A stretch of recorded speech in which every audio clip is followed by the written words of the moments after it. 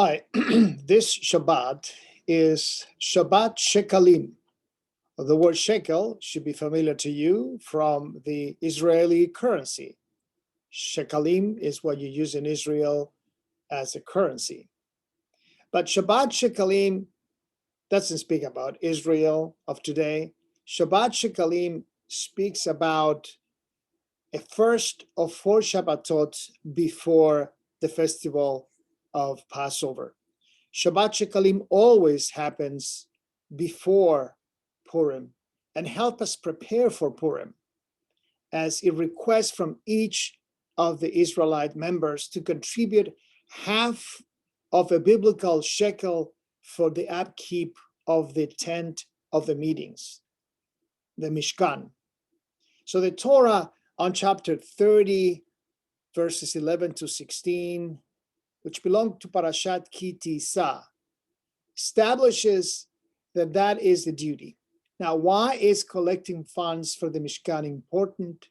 Well, because that is the source in which the temple can be kept in a useful way, can be kept beautiful, it can be kept available for people to use it at temple times and then the Mishkan during the desert times.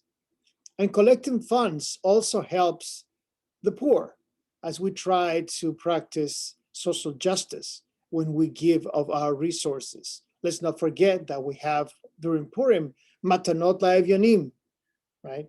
And we have also the possibility of collecting funds for people that need it the most and could not celebrate the holiday properly. What happens on Shabbat Shekalim? Something very interesting. In the Torah reading, we are reading Parashat Mishpatim, the Torah portion immediately after Parashat Yitro that detail the Ten Commandments. Parashat Mishpatim will add more information about the details of the law. In other words, we cannot understand the Ten Commandments if we don't read Parashat Mishpatim, because in it you have all the details of the set of circumstances, how the courts are going to operate, what are the rules and regulations for different crimes and misdemeanors, and how that's going to work. So Parashat Mishpatim give us that background. And it is connected with Parashat Yitro because at the beginning it says, Ve'ele ha-mishpatim. And these are the regulations, that Vav, that is a connector between Parashat Yitro and Parashat Mishpatim. But there is another event that happens this weekend, beginning Friday, and then, of course, Shabbat. And that is the celebration of the new month, the month of Adar. Mishe nichnas Adar marbin besimcha. The person, says the Talmud, that enters the month of Adar increases in happiness.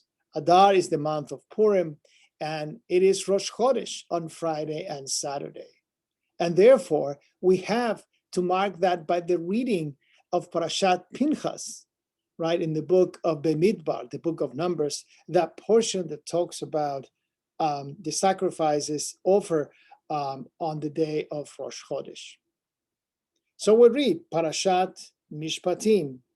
We read about Rosh Chodesh, and then in the Maftir we will read about Shabbat Shekalim. We will take 3 Sifrei Torah out of the Ark. This only happens a couple of times a year. The other time is near Hanukkah, when you could have that situation as well, when Rosh Chodesh intersects with the festival. So here we are, ready to have a very special Shabbat. We'd like to welcome you to just pay attention which Torah we're going to read it from and what moment. We'll have 6 aliyot from Parashat Mishpatim, the 7th aliyah from Parashat Pinchas commemorating Rosh Chodesh, and the Maftir on the 3rd Sefer Torah to commemorate Shabbat Shekalim. It's hard to believe there is snow out there, and we have the first of 4 Shabbatot that introduced the festival of Passover. Please join us to celebrate. There will be Hallel singing on Shabbat as we honor Rosh Chodesh, and join us as we see the time and the seasons happening before our eyes, and we begin this month of celebration, the month of Adar. and then, of course, Passover. So it's a beautiful horizon where we see what's going on in the future, and we want you to be a part of it. So please join us.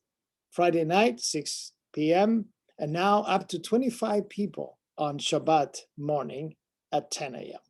Be well and Shabbat Shalom.